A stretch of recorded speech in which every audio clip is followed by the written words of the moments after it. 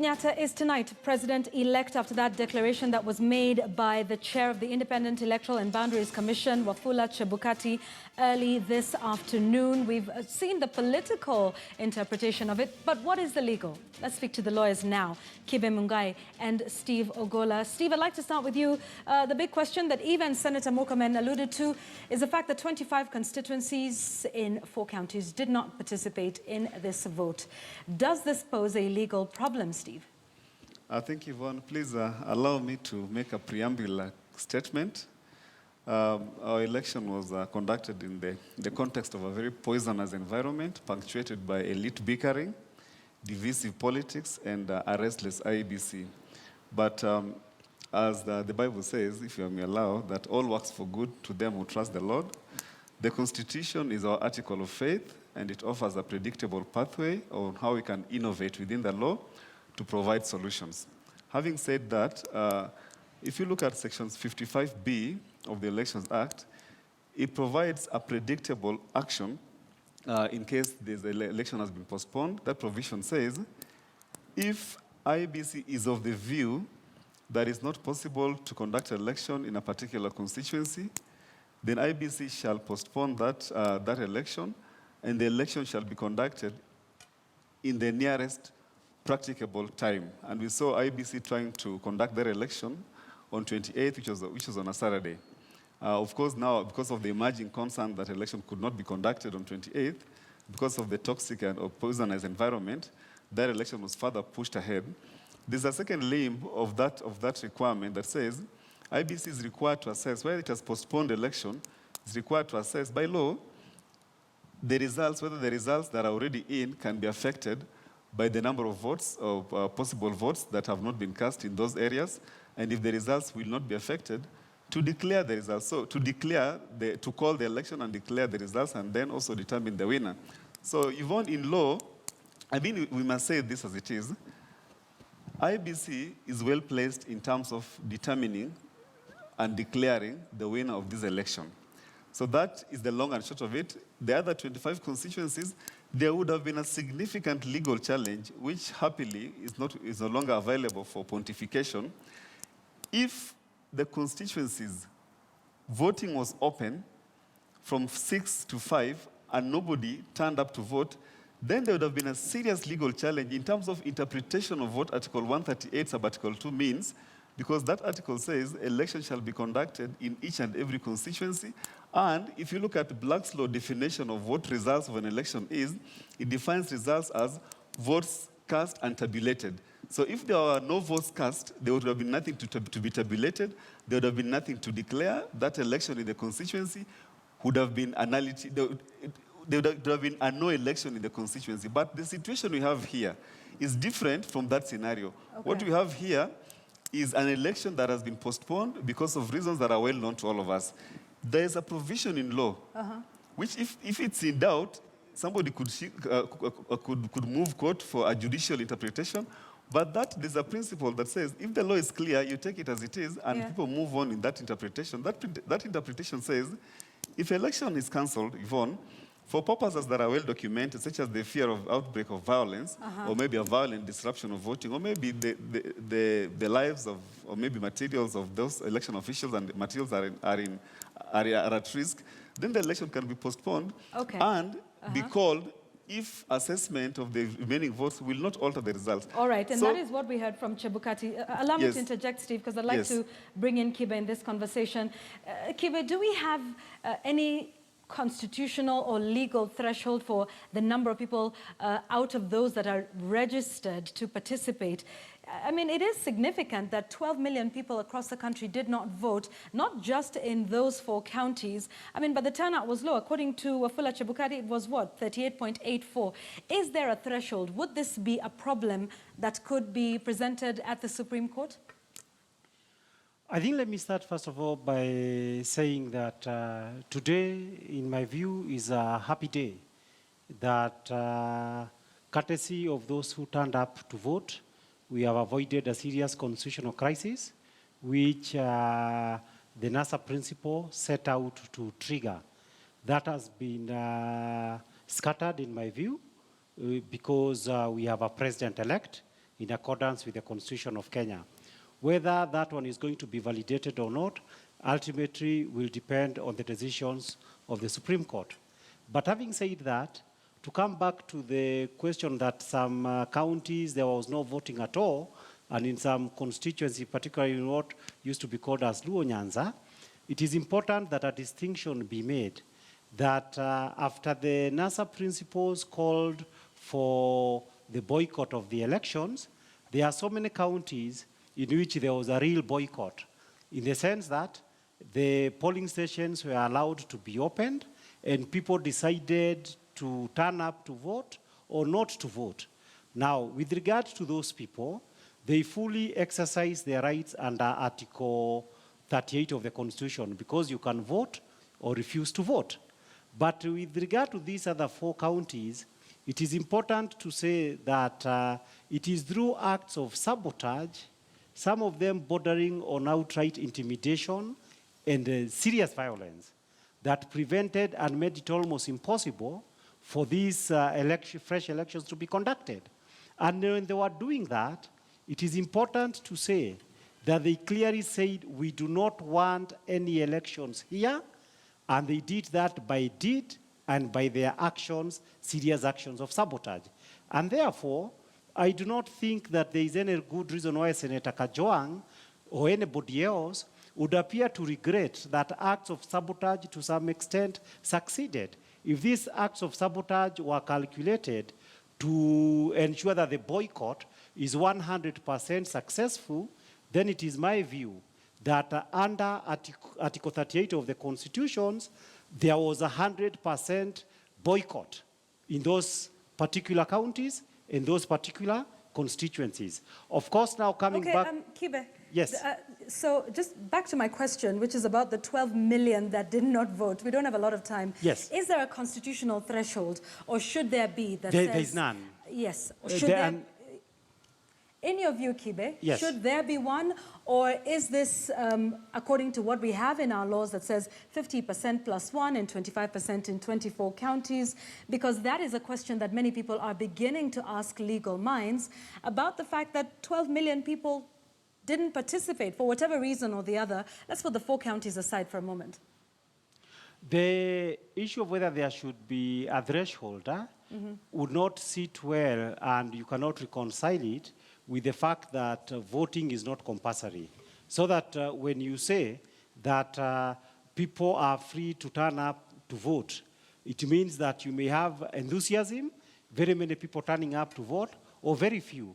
And it is important to point out that in many democracies across the world, you've been having very many instances in which the registered voters is becoming very difficult to reach 50%.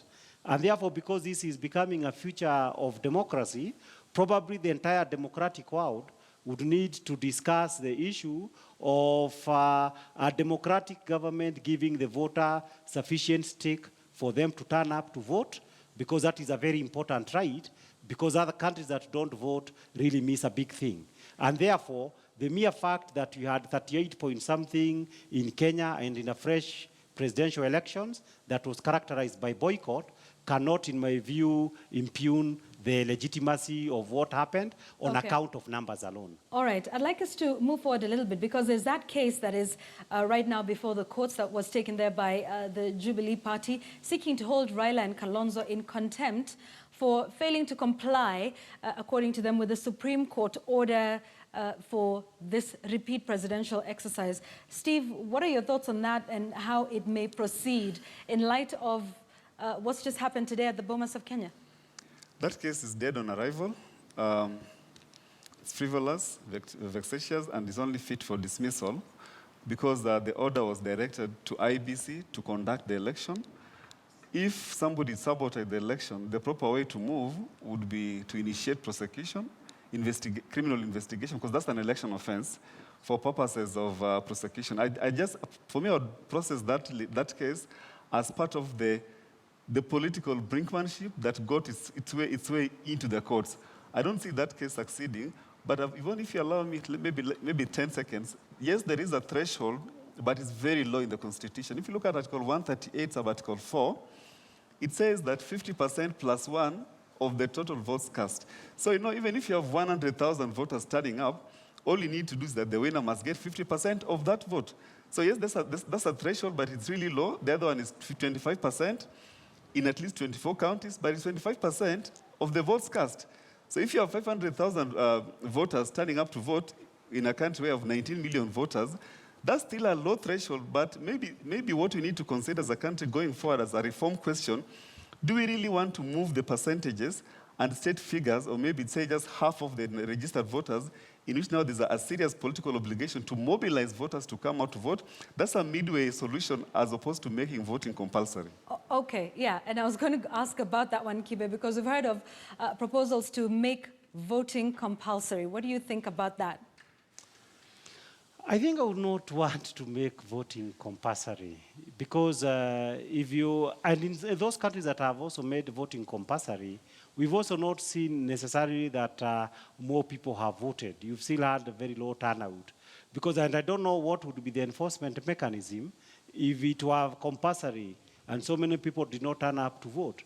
Do you have a big enough prison for you to keep all these people who may refuse to vote? Yeah. But equally importantly, is the fact that since at the end of the day, voting is about allocating jobs. There are about 2,000 political jobs that were supposed to be allocated. Now, today we completed the final two. 2 jobs have been allocated subject to the wishes, to the decisions of the Supreme Court. And therefore, why should the issue of a certain group of people contesting for these jobs be compulsory? It is upon the politics to work for the people, so that the people, because in elections where the stakes were high and people believe that election would determine an important issue, turn-ups have been high. Right. And this is across the world. Right. So politics must be made to be more relevant to the people, not to make voting compulsory. All right, interesting question. Now we are coming to the close of our conversation during this hour. Steve, I want to ask you this. Do you foresee another case at the Supreme Court that is allowed under the law? And if so, in what capacity would, if Raila chooses to go to the Supreme Court, in what capacity do you think he would be going there? Well, I think to dispense, maybe locus standard. To dispense with the first question of the Constitution allows any Kenyan to go to the court, let us not delegitimize anybody who, when we want to go to court, including Raila himself, is not disbarred from challenging the outcome of this election, whether he participated in it or not. So having said that, the reason why someone may want to go to court, and I think IBC should begin to adjust to prepare adequate, sufficient answers for this, because number one, IBC will be hard-pressed to explain how they included Raila Odinga on the ballot when Raila had withdrawn. That question was conversed out there, but as a legal question in court, if they don't attend to it carefully, they will cost Uhuru Kenyatta this re-election. Number two, IBC must also explain how they ended up gazetting candidates, printing ballot papers before gazettement. That's an irregularity. So if left unattended, it may again cost Uhuru Kenyatta the presidency. The third issue, IBC must, Chebukati tweeted a voter turnout of 6.5 million, then creating doubt, unnecessary doubt. Yvonne, the thing is this, presiding officers were required to send statistical data via text message at 9 a.m., 11 a.m., 1 p.m., 3 p.m., and 5 p.m. They were sending this data to the constituency returning officer, not for his own amusement, but for him to collect data from the polling station and transmit to Nairobi via text. So it's arguable in law that by 5 p.m. or moments after 5 p.m., you would know the actual voter turnout, and there's no provision for giving provisional voter turnout. Now, what the IBC was calling logs, which I find problematic, and they need to explain it well. It doesn't mean that if someone is raising questions, then someone is just discounting for the sake of it. Okay. They must give an accurate account, because the law says at the end of transmission of the results, down there there's a dialog box for indicating the logs that were sent via text message. All right. Yvonne, I saw the Supreme Court raising the issue that how many hours do you need for network to pick up? You get? Okay. So IBC must explain why it took more than 24 hours for Kimski to transmit the logs. All right, Steve, I'm sorry, I have to cut you off because I need to give Kibe Mungai just 30 seconds. Well, those are some of the highlights that must be attended to. All right, thank you, Steve. If you intend to preserve the presidency. Thank you, Steve. Kibe, 30 seconds. I'm sorry. Do you see any legal questions at the Supreme Court? Well, throughout this election season, election is supposed to be a political contestation, but in 2017, it was more of a legal contestations. Key decisions were made around the law, including the decision by Honorable Raila Odinga to tender his withdrawal, and that one he still retains, or rather they have maintained, that as far as they were concerned, the resignation, the withdrawal effectively rendered this election that there was no election, and that is the basis for their demand that there must be an elections within 90 days. I don't know whether they would pursue that argument, because if they, there was still the case that was pending, but the one that could not proceed. I don't know how much they are going to pursue it, but I would be surprised if there is no resort to legal process to try to secure political advantage. All right, because that has been the case throughout. We really have to leave it at that for now. Thank you very much, Kibe Mungai, Steve Ogola, both advocates of the High Court, as well as Senator Moses Kajwang and Majority Senate Leader Kipchumba Murkomen. That's our hour here now on Kivumbi 2017. But we continue with our analysis of the big story that is today, and that is President-elect Uhuru Kenyatta declared President-elect earlier this afternoon. My name is Yvonne Okwara Matole. Good night. Linda Ogutu is up next, right here on Kivumbi 2017.